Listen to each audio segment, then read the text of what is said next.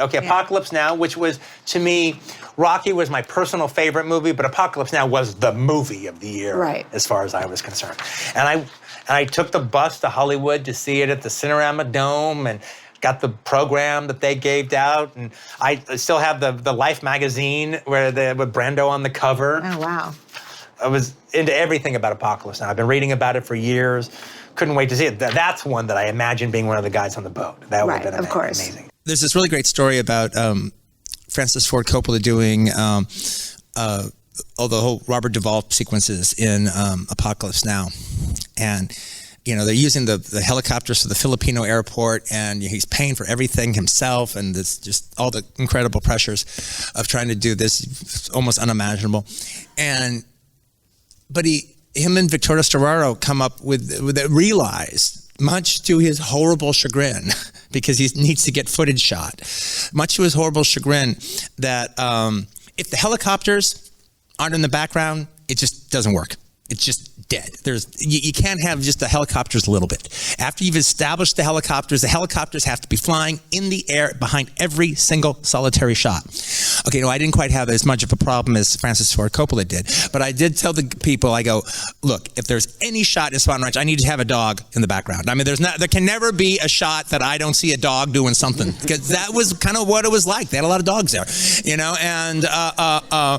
and that means the place is alive. Yeah. That means it's living. That means it's crawling. That means it's got fleas.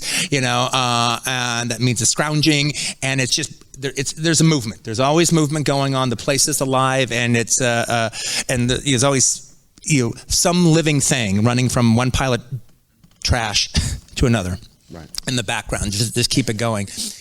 Horror has a face.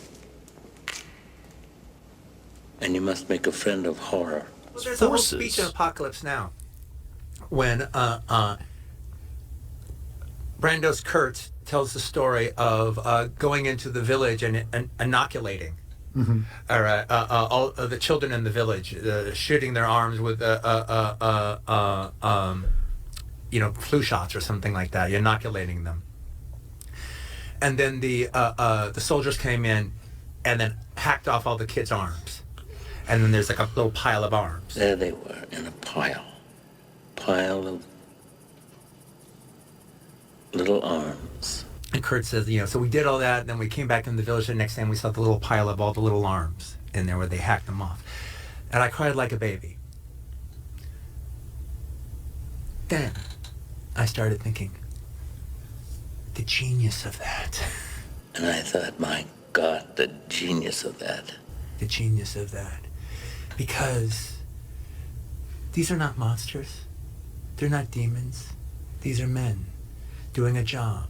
But these were not monsters. These were men, trained cadres. And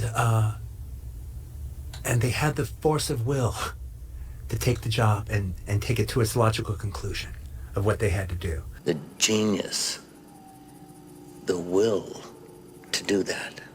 All right, I'm not condoning what Kurtz is saying. Kurtz is a fucking crazy person, right. All right, but I'm interested in his perspective. But of course, of course, that would be Kurtz's perspective, where he's a god. He's a god, worshipped by these natives. Yeah. He's completely lost his mind in the fog of war.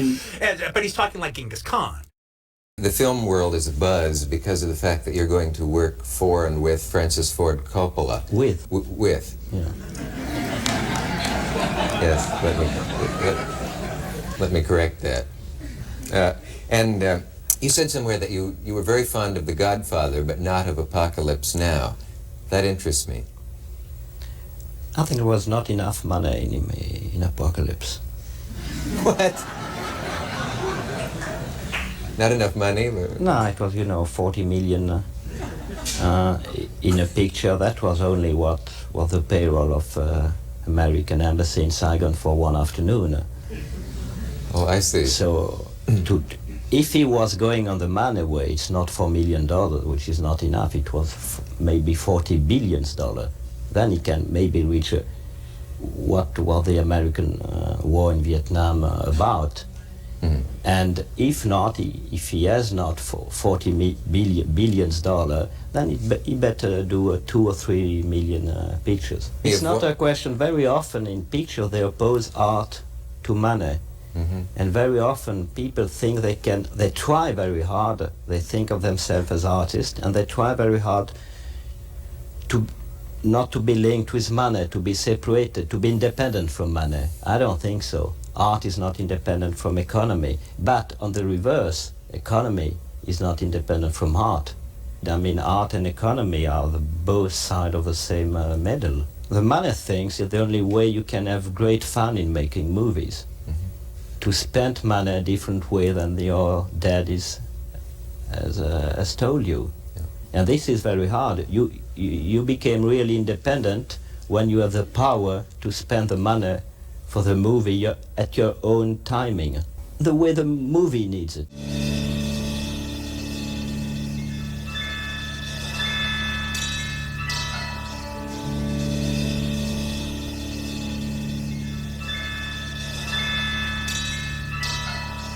Coppola captured something that's so difficult to do, which is if you took your emotional reactions to 3 insanely dynamic years, which is let's say the 1960s, and put them all into some version of a mental Cuisinart or something on steroids, and how you felt about it, he manages to capture that in this film.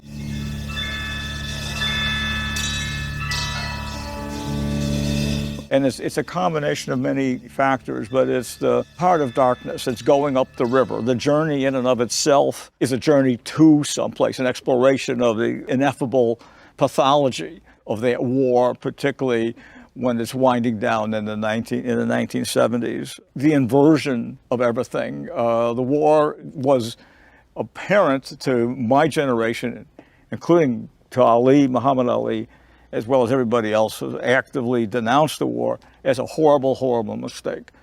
It took until the late 90s for everybody who was the authors of the war, regardless of whether they were in the political spectrum, to come to the same conclusion: it's a terrible mistake.